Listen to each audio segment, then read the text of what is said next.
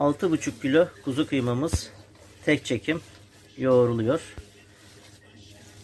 Yemeklik olarak biraz alınıp gerisini sucuk yapımıyla danayla karıştıracağız.